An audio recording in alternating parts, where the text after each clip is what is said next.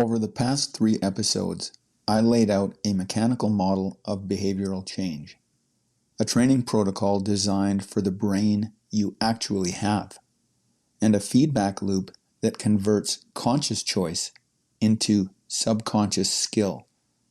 The model is deliberately stripped of moral language. System 1 fires an avoidance response. That response is physical, not ethical. Neural pathways do not have intentions. They have inputs and outputs. The reflex is amoral. But a question follows from this that the model does not answer on its own.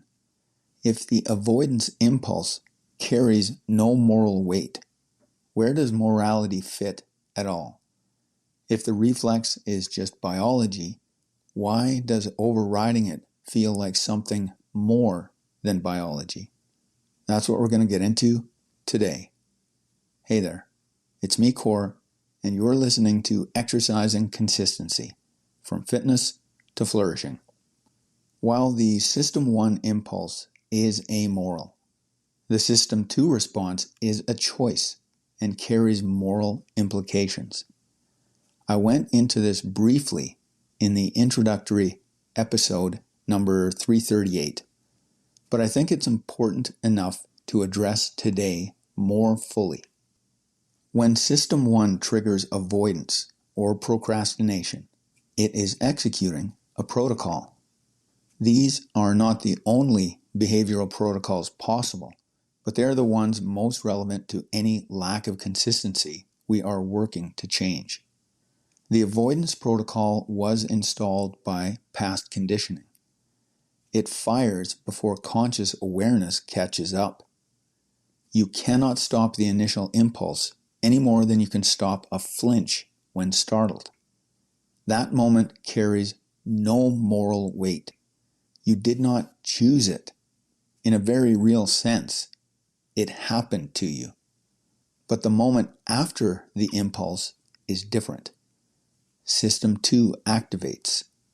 The conscious mind registers what System 1 just implemented. And in that space between the impulse and the conscious act, a question becomes available. What is the right thing to do now? That question is moral because the response has become a matter of conscious, deliberate choice. System 2 applies what we could call a moral audit. It holds the avoidance impulse against a framework of values and asks whether alignment exists. When you feel the urge to skip a scheduled workout session, System 2 can ask, does skipping align with the standard I set for myself? Does it align with who I claim to be?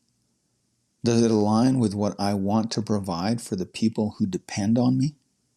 If the answer is no, System 2 can override. The override is not a feeling. It is an enacted choice to act from values rather than from conditioning. That choice is the exercise of moral agency, not in the sense of cosmic right and wrong, in the sense of choosing the action that is consistent with your standard of personal excellence rather than the action that avoids discomfort. This is the distinction between impulse and agency that the model depends on.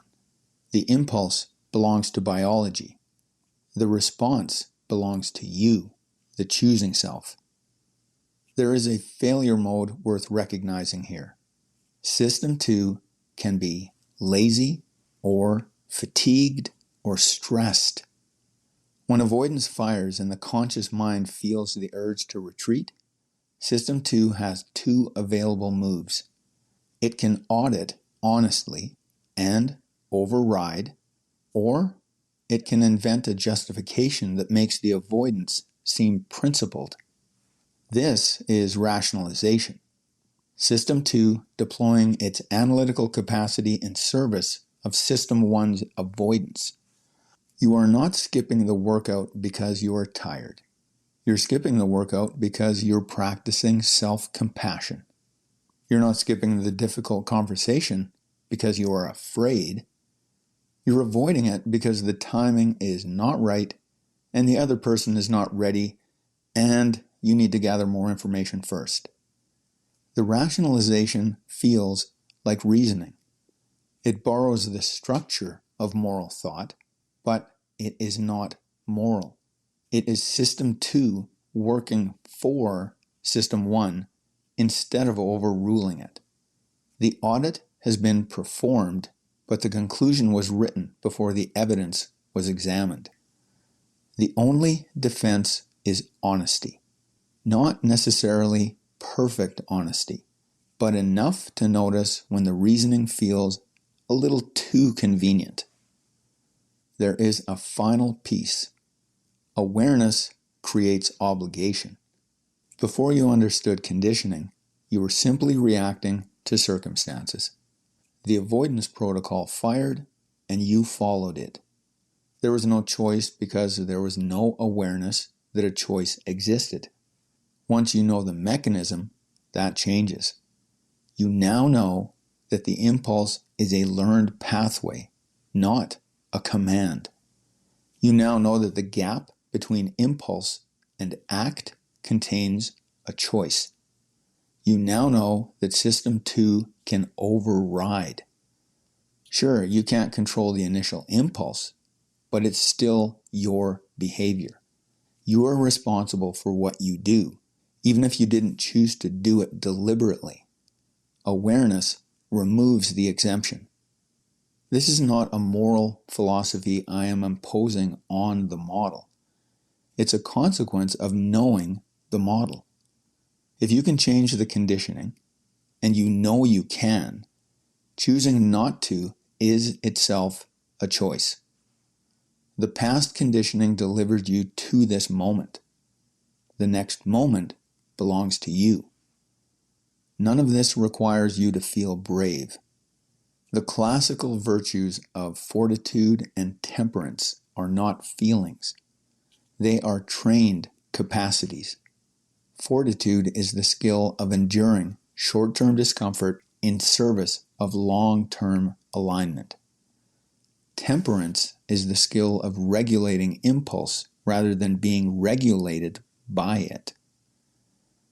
Neither requires you to want to do the hard thing.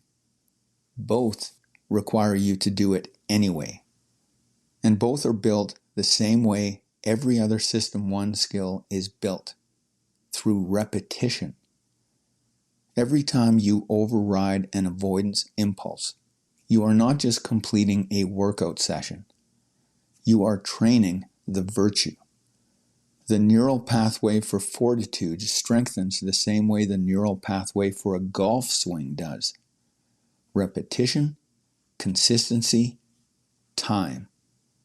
Morality is not a separate domain from the training protocol. It's the fuel that drives it. The protocol tells you what to do. Morality tells you why doing it matters. The impulse is amoral. The choice is a matter of your moral compass. That gap, that space between the reflex and the response, is where the work lives. To exercise consistency and become the person who responds skillfully after the initial impulse of System 1, join the ACT Score Challenge. That's it for today. Catch you next time.